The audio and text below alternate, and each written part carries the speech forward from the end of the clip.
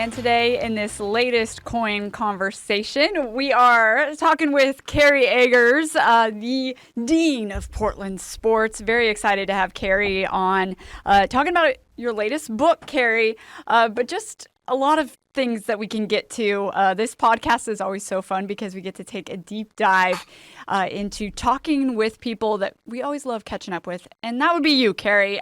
So let's start with, you just released your 11th book. Tell me more about it, Kerry. This one called Scrolls of a Sports Scribe. Yeah, thanks, Jamie. So it's a collection of my stories through 45 years of working for Portland newspapers, the Oregon Journal, the Oregonian, and then the Portland Tribune. And then the last 5 years, I've operated KerryEggers.com, my website. So there are a handful of stories from that era, too. So we've got stories from 1975 to the present. A 50-year period, a variety of stories on local headliners, on national people that I interviewed, on national events that I covered. I tried to get a wide variety mixture of type of stories. I think a good deal of them will be ones that your viewers will be interested in. Yes, and I want to get into a few of the specific stories. But first, Kerry, how did this book come about? Because I'm wondering, have you been thinking about doing this for quite a while now? So I retired from the Tribune in April of 2020. And in that last year, I started thinking, it'd be fun to put together a book of stories that I had written. So I had kept clippings from virtually all of my stories from the Oregon Journal and the Oregonian over that period of 25 years. Then at the Tribune, I had kept newspapers from all that time, from about 20 years, and then also was able to retrieve some stories off the internet. So I spent my first 3 months of, quote, retirement looking through my old stories, picked out about 250 stories that I thought might be worthy of going in. Well, as I looked at the stories, 250 stories was not going to fit into a book. In fact, it wound up being 120 in a 2-volume set. There's 60 stories in each. There's not one varsity book and one junior varsity book. So there's two even important sets, I hope. And there's a variety of stories in each of those sets. I was thinking that you could have put a volume 3 together, right, Kerry? It's funny you mentioned that. My wife asked me about that. We were talking about that. And so, yeah, I mean, I've got 130 stories that I didn't use. And there was, when you're getting down to about the last 5 or 10, it was hard to decide which ones not to use or which ones to use. So I think maybe a year or two, we might wind up doing that. Okay, good. I like it. Kerry, so this is awesome because it's really like a best of type of book. I mean, here at KOIN, I talk with Adam Bjornson about some of your stories over the years, right? We discuss how, Kerry, you have got to cover plenty of events, plenty of individuals. Just going through the table of contents in both Volume 1 and Volume 2, it is so cool to go through and think, oh my gosh, Kerry, you got to interview Muhammad Ali, Tanya Harding, like such a variety. So when I look at this book, I look at what you've been able to do, and I already knew you covered so many different topics, but how did it come about that you got to interview Muhammad Ali? What were the circumstances behind that? Well, that was in the old days, 1981, Jamie. I was at the Oregon Journal, an afternoon paper, and we worked desk shifts in those years, and there were several people in the office, and we got a call from just a reader that Muhammad Ali was out at the airport, and Bill Moeffler was my boss, and he says, Eggers, get out there, get a photographer and see if you can run him down. So I did, thinking this is a wild goose chase. But when I walked into the concourse, I saw a big commotion down at the other end of the concourse. So walking down there, sure enough, as I got closer, I could see the back of Muhammad Ali's head. And he was holding court with some fans and signing autographs. And I kind of butted in and told him who I was and asked him some questions. And lo and behold, wound up getting a story with the champ out of that. That's awesome, Kerry. I love it. And what's also cool with the book is you have a preface that you wrote and then the postscript. So tell me how that came about with each individual story that you have in the book. Yeah, we reprint stories, Jamie, but almost all of the stories, I also have a 2 or 3 paragraph preface. How did this story come about, or why did I decide to do this story? And then at the end, a postscript on perhaps what happened to the person afterwards. The timing of the story. For instance, Wilt Chamberlain, who I interviewed, how that came about, which was a similar story. We got a call in the office, or not? We didn't get a call, but there was guys sitting in the office. And they noticed that in 2 days, Wilt Chamberlain was going to celebrate his 35th anniversary of a 100-point game, the only time an NBA player has ever scored 100 points. And somebody said that'd be a great story to do. And Ken Wheeler was in the office. He was a guy that covered the NBA for us for many years. And I said, Wheels, by chance, do you have Wilt Chamberlain's phone number? And he said, I doubt it, but let me look. And in those days, we had our little Rolodex, and he pulled out a number and he said, you can try this, but I can't guarantee you. So I thought, oh my gosh, well, I doubt that I'll get him anyway. So I made the call. Will answers, hello. And I said, Will, Kerry Eggers from the Oregonian, I'm doing your big night. The 35th anniversary is tomorrow, or maybe it was 2 days down the road. And I'm doing a story. Have you got a couple of minutes? Nope, don't have any time right now. Sorry, I'm going to dinner. And I just persevered and kind of kept him on the line. And I think I got about 25 minutes with him, and it turned out to be a pretty fun story. That's awesome. Yes, definitely one viewers are going to want to check out in this new book of yours. Also, something that I had never heard. Did you really practice with Portland State football and Mighty Mouse for an entire week? I was a much younger man then, as you can guess. I was 23 or 4. I did like my 3rd year at the Oregon Journal, and I got to know Mouse Davis, who as you might know, was a great character and a guy that was a player's coach. And so I had the idea that, I was still in pretty good shape, and I thought, well, maybe I could spend a week. And there was a great author named George Plimpton, who in those years was writing books about playing goalie for the Boston Bruins or quarterback for the Detroit Lions. So it's a participatory journalism idea. And I asked Mouse, and he said, sure. He says, what position do you play? And I said, well, I guess I'm a receiver. He says, okay, well, we'll see you Monday. So I went out to the spring ball for 1 week, and they just had a reception, Jamie, for Mouse a couple of weeks ago, and all these players were there. It was so much fun. And Mouse and I reminisced about that week, and several of the players remembered that I had done that. And we're talking, 40? Gosh, is that 47 years ago? That long time has passed since then. That's so cool, Kerry. And I thought you would be at that reception that I saw that happen a couple of weeks ago. Hey, you just had a book signing too for this latest book of yours, The Scrolls, a sports scribe. How did that go? Yeah, we actually have had a couple. We had one at CJ's Sports Bar and Grill out in Southeast Portland. Terrell Brandon came out. Chris Dudley, Larry Steele, Lars Larson, the talk show host, was out there.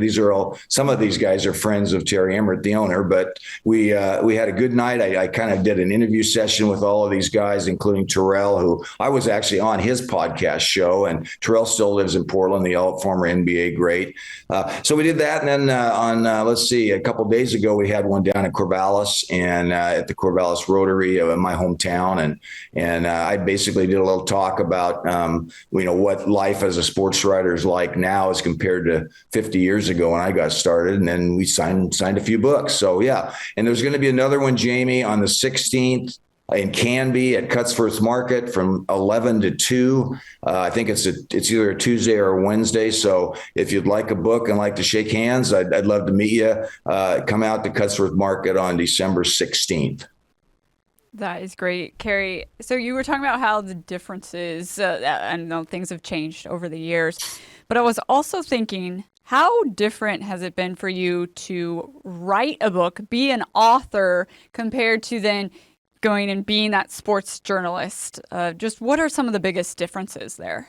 Well, the biggest obvious difference is that you're writing so much higher volume. A book is 300 to 400 pages at least, and a story is would be probably 6 to 8 pages. So yeah, the timeliness is much more important as a newspaper reporter or for a website. Generally you're writing about something that happened recently, or if you're doing a feature, it's maybe not quite as timely, but some of the same principles.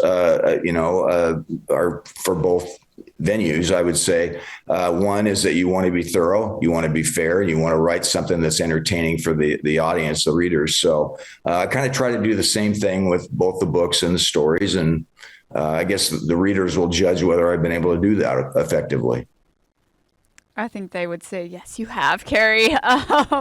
So what advice do you give people? Or do they ask you, Kerry, like, oh, hey, I've been thinking about writing a book. How should I go about it? Do people ask you that? Yes, I actually get asked that quite a bit, Jamie. Well, what I would say is, first of all, do as much reading and reading of other people's work, and then practice your writing, both of those things before you get into it. If you feel like you're at the point where you've got your everything down, then put it on paper or put it in your computer, and practice and put everything together. And then once you've got what you think is a book, then you got to go out and get a publisher, or you can self-publish. A lot of friends that I've known have self-published. I haven't done that, but there's lots of ways you can get published. That's for sure. Scrolls of a Sports Scribe. Reading through so far, I've just started a few pages, and then I was looking at the table of contents. So, Kerry, Charles Barkley, he's one of my favorite on-air personalities these days because you never know what he's going to say. He's hilarious. But I was reading that story that you had, and the preface, and you said he had only met you one time, and yet he remembered you the next time you were in that road locker room when he was with the Phoenix Suns. Talk to us more about your interactions with Charles Barkley. Yeah, and I don't mean that I'm the only writer that ever remembered their name. I'm sure but honestly, that's a true story, Jamie. And I have to think he was smart enough that he probably occasionally would go through the press list that night. And if he noticed a name and he happened to see me, how else could he do that? I mean, I'm just a writer from Portland, Oregon. It's not like I was Sports Illustrated or in today's venue, The Athletic or something like that. Charles is a wonderful guy. I think most of the media who got to be around him in the days of his playing days enjoyed him. And of course, now he's even bigger than ever as a studio guy. I guess he's now with ESPN, right? So he's still been a friend. Every time I've talked to him, we have a great visit, and one of my favorite guys that ever came through the NBA. Gary, was it tough to decide on what stories were going to go into both volumes? I mean, you talked about the process a little, but were there stories that you thought, oh, this should be in there, and then you ended up cutting? Like, talk to us more about how that all came to be. Great question. Let me give you two examples. One was a story I did on Mike Riley's wife, Dee, who passed away from early dementia. And that was a story that was heartfelt, but it's pretty long. And so we wound up deciding not to use that story. I would have loved to have had that in there. And maybe if we do a volume 3, that makes it. Another one that my wife particularly liked. In those days, we sat down on the floor, on press row. Press row wasn't up in the middle of the arena like it is now, and I got to know a lot of the officials on a personal basis, and I got access to them that I don't think anybody has access today. And I did a couple of stories on what the officiating was like in the league, some personal stories. And my wife wanted me to put that in there again, another long story. And it was several, I think it was 2 or 3, a series type thing. And we decided not to do that. So how did I decide? Length was an issue. I tried not to get too many long stories. There was one really long one on Bill Walton. I couldn't pass that one up, but, maybe I made some mistakes on which ones we used, but I think all the stories were pretty worthy of being in it. It's so cool, too, because you have stories from different eras, too. I love that, Kerry. Yeah, and if, just as an example for more recent stories, Oregon State baseball has, of course, gotten a lot of attention over recent years. I've got a story. I think most of them are in volume one on Mitch Canham, the coach when he was a player, Stephen Kwan, Travis Bazana, and Adley Rushman. Those are all in there. So, but this is more of a nostalgic look at history in the last 50 years, not just in Oregon, but in the United States and really internationally. What has the feedback been like from your readers? I mean, I saw the tweet from Chad Dewing about this is a must read. Yeah, well, I hope it's been good. I haven't had a lot of feedback because we just got it. This is really just released about a month ago, and people are looking through it. I've had some people say they really enjoyed what we talked about earlier, Jamie, the preface and the postscripts where you explain what happened. And I think that is a kind of a fun part of it. But I hope people are enjoying it. No, I'm sure they are. So, with this being your 11th book, I go back to your book on Jerome Kersey. That one, of course, titled Jerome Kersey, Overcoming the Odds. That's one of my personal favorites of yours, Kerry. Talk to me more about what it was like interviewing people that were really close to Jerome. And obviously, I know you were too. Just give us some more insight on Jerome Kersey and that book. I'm trying to remember what year that book was written. It was certainly after his death, unfortunately, somewhere in the 2021 range, 20 or somewhere in that vicinity. So it was right around the pandemic. And so that made it doubly difficult because, number one, it was the only story I've done about someone who's not alive when I'm writing the book. And secondly, it was more difficult to get with people. So I had to do less in-person interviews and more over the phone. I did go back to Virginia twice to do interviews. That's where he's from a small college in a small town. He's a small town boy. And I talked to several of his relatives, his cousin, Junie, who was almost like a brother to him. I did talk to his birth father, who was not involved in his life. But he became, I should say in his young life, became involved later. I did not talk to his mother.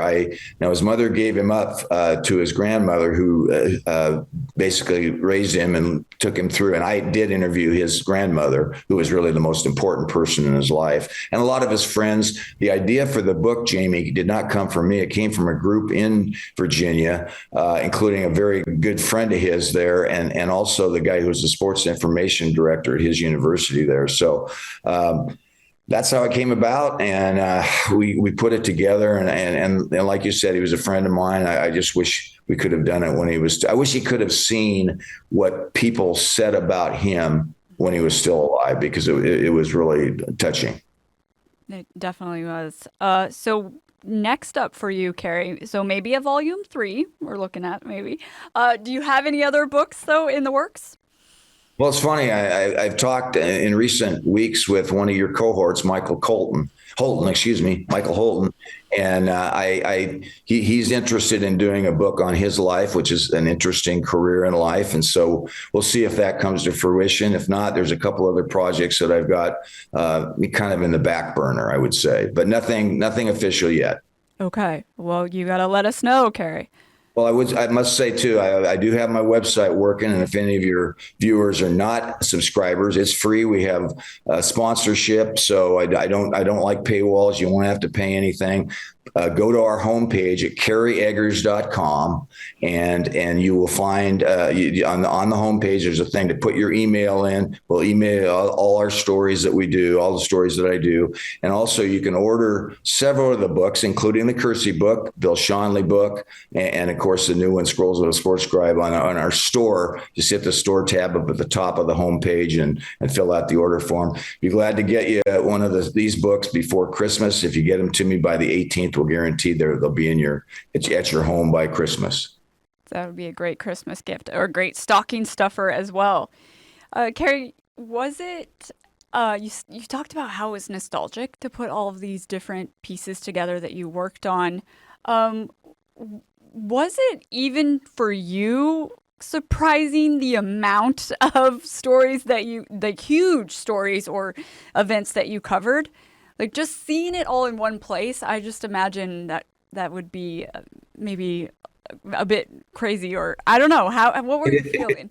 It is sort of overwhelming. I think I totaled up the number of stories, and this is for the three papers, my website, and then I did a lot of feature writing for magazines in the 90s and 2000s when magazines were big. Over 15,000 stories. So that's a lot of stories. You're right. I mean, and some of them you'd forgotten about, and certainly if you hadn't forgotten about them, you'd have forgotten a lot of the details. So it was fun to go back through and kind of relive the memories and then in the end decide which of these might be worthy of putting into a book. 45 years as a sports journalist here in Portland. How many people ask you what were some of your favorite events to cover or your favorite athletes to cover? Do you get that a lot? You get asked that, and or who was the worst person you ever had to cover, that kind of thing. And it's hard to come in. I'll tell you who was not very cooperative during his time as an NBA player was Bill Walton. He became just the opposite end after he became a broadcaster. I thought it was very ironic. Here's a guy with a stutter who didn't like the media, became a member of the media. Another guy that wasn't very easy to deal with was Kareem Abdul-Jabbar. He was never much fun to talk to. I'll tell you a story, though, and this is not, unfortunately, not in the book, but it's a good story. I was a young reporter in '77 when the Blazers were in the finals, and it was all hands on deck at the Oregon Journal, so we all did stories. My story was in the Philadelphia locker room for Game 3 after the Blazers had lost the first two games in Philadelphia. Well, they won Game 3 fairly handily, and so I'm waiting to get into in those days, they just opened the locker room up and you went and interviewed who you wanted to interview. So I was the first one in, and right in the closest seat to the door was Dr. J. Irving. And so I sat next to him. There was a kind of a seat open, and I took out my pen to ask him a question. It was one of those black marking pens, and it accidentally went across his leg, and there was an inch of black pen on his leg. And he looked down at it, and I didn't know what he was going to do. And he looked up at me and he said, "Go ahead." And I just answered. He was such a gentleman. He did not embarrass me. And I did the interview. And afterwards, I felt like going up here. Let me get something to try to erase that off my leg. But that was a embarrassing moment for a 23-year-old Cub reporter. That's a great story, Kerry. I love it. Okay, well, final question for you. Looking at the media now, obviously, it seems like people they like snackable sizes of articles, right? The shorter, the better, it seems these days. I mean, we talk about attention spans. Maybe it's not quite there. I know there's still a place for features, but what, I guess, when you look to the future, what do you hope? Do you think that it could swing back around and more articles are written and people are really taking in that content? I guess it feels like people aren't as much anymore. Yeah, when it first started, you're right. The attention spans are much less than they were. I think I've started with USA Today in the 90s when they wrote all those shorter stories and people didn't have the time to really sit down and read. So I don't know if it's ever going to turn around. You're right. We called it at one time the McDonald's syndrome, that everything, let's quick, fast order stuff. So will it turn around? I don't know. I still think there's an audience for a long form reporting, in-depth reporting. The Athletic is certainly a good example of that. A lot of their stuff is very in-depth, and I enjoy their stuff. So we'll see what happens in the next 20 years. I hope some of the youngsters will come back. It seems like the era of from about 20 to 30, these people are not doing a lot of reading nowadays, and I hope that changes because I think reading is the best way to get knowledge in the world. It certainly is. Okay, Kerry, thanks so much. Again, remind viewers where they can find Scrolls of a Sports Scribe. Yeah, we're not in the bookstores, so you got to go to kerryeggers.com. Up on the top, there's several tabs. Hit the stores. tab, and you'll have a book order form. And and if you have any problems, you can email me. I will be glad to help you get through it. Sometimes if you know me and I know you, and you live in the Portland area, I can even deliver the book and save you the postage. So would love to have anybody reach out and let me know what they think. And again, your next book signing is coming up when? It's on December 16th from 11 a.m. to 2 p.m. at Canby at the Cutsworth Market. Awesome. Thanks so much, Kerry. I really appreciate your time, and I bet we'll see you again here on a KOIN Conversation real soon. Appreciate you. Thanks, Jamie. Have a great holiday. Yes, thank you. You too, Kerry.